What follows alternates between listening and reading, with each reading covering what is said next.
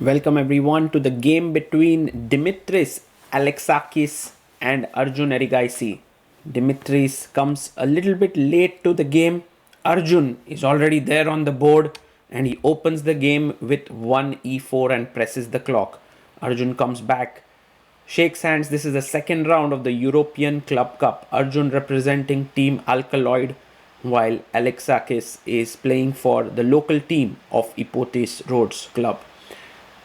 So Arjun takes a bit of time and plays the Sicilian. Let's go, Ajubai. On the attack right from the start. That's how Arjun plays. He's one of those players who's always been aggressive. And that's why he has so many fans in the world of chess who love his active and aggressive style of play. Knight comes out to f3 and then pawn to d6 played.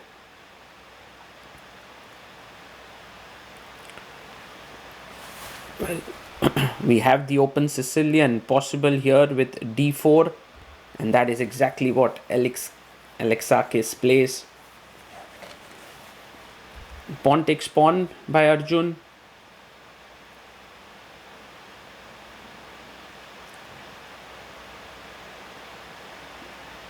Knight takes pawn here.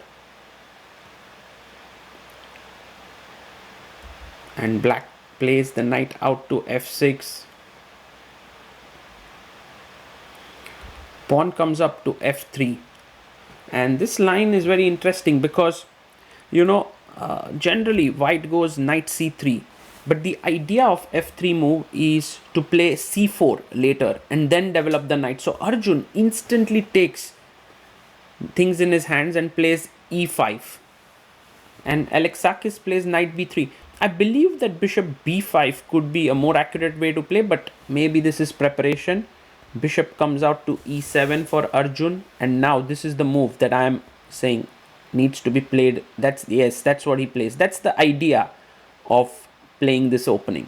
So pawn to c4 played, and now Arjun plays a5. A lovely move, gaining space on the queen side with the idea of a4. And bishop comes out to e3. So he's making space for his knight to come back to d2. Now let's see how Arjun continues here. He first gets his king out of the center, castles it out. And I guess knight c3 makes a lot of sense to me. Yes, that's what he plays. And the board is filled with a lot of weak squares like the b5 square, the d5 square, the d4 square. Arjun brings his knight out to c6, and these are the kind of complex positions that Arjun thrives in. He loves such positions. Bishop comes up to e2, preparing to short castle. How does Arjun continue? He can play a4 here, pushing the knight away. He goes knight to h5. And maybe somewhere he's planning the move f5. That's his plan.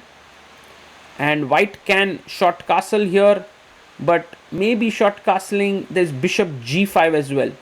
So he does short castle. And I was wondering if queen d2 made sense, but then a4 and knight doesn't get that square. So all very intricately positioned right now. He castles.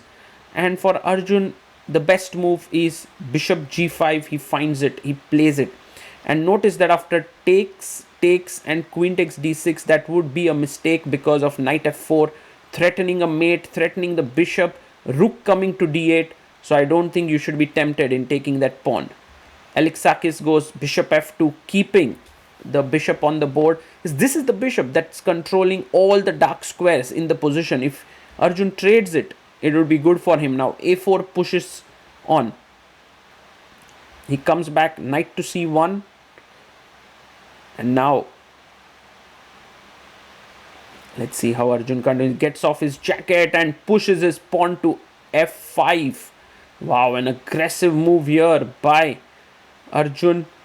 And maybe the pawn here is hanging on a4, but it looks risky to pick up that pawn. He takes f5. And by the way, if bishop f5 would be a big mistake because of g4 and winning a piece. So Arjun cannot win the piece. He goes a3. He's playing on the other side. Now b3 keeps the integrity of the structure, and I believe Alexakis would like to do that, and he does it. Pawn to b3. Till now the white position looks pretty decent, but you can see there are agents of chaos in the game. The pawn on a3 is there, and now you can see the knight jumping into f4. Maybe a good idea to exchange it off with knight d3, and that would be possible.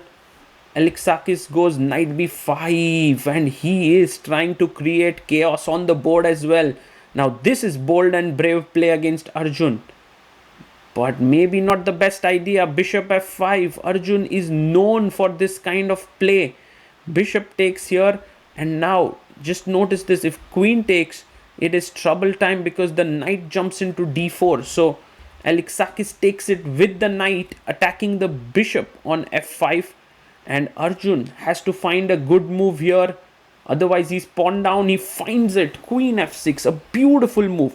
The point is, after knight takes f5, you go e4, attacking the rook in the corner, and after rook b1, queen f5, the knight, bishop, pawn and queen are amazingly positioned. So instead of taking the bishop, he goes c5. He keeps his knight secure in the center, and Arjun anyway pushes the pawn to e4.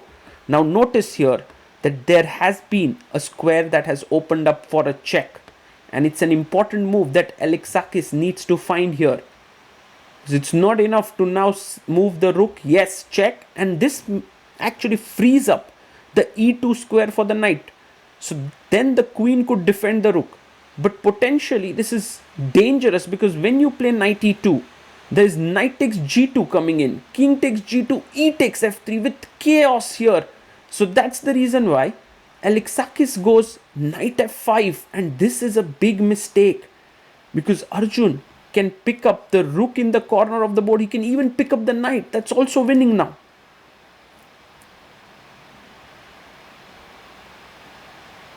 Knight takes f5. Arjun has plenty of choices at his disposal. What is the move that he will opt for is the question. Should he take here? He's calculating. Look at this. Queen f5. Takes on f5. And the thing is, there are so many different kinds of threats here. e3 is coming in. Rook is coming to d8. Then the knight could jump in potentially. That Arjun doesn't even go for material grab. He's just keeping the activity of his pieces as an important thing. Now fe4 taken. You have queen takes e4, attacking the g2 pawn, threatening a mate.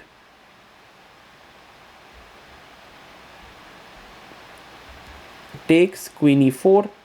The mate here on g2 threatened. He goes queen f3. And now an important move for Arjun is not to trade the queens, but to play queen c2, and he finds it. Queen c2 is on the board, and now look at the threat. Knight e5 is a major threat, bringing in another piece, and all of white pieces are so poorly positioned. Queen's d1, hoping to trade off something here. But now we have queen to b2, which is a powerful move. Again finds it. Queen b2. Arjun, of course, playing like a 27-73, and you can see this is the kind of difference in a player who's 2700 and 2550. Queen g4 played, attacking the bishop here. Arjun has many ways to continue. Bishop h6, keeping this bishop, taking the rook. But he goes knight e5, attacking the queen, and now queen takes g5. And guys, there are these beautiful tactics here, and one of them is try to find it. It's beautiful knight forks coming in like Diwali fireworks. Knight h3 check, gh3, and now another firework coming in. Knight to f3 check, winning the queen. Beautiful chess. Oh, love it. Love the way in which Arjun has played here. And now king comes up, and Alexakis has only two pieces for the queen, which is not going to be enough. Knight comes to d3. I guess knight e4. Pn. Oh, the queen is hanging, so we need to save the queen here.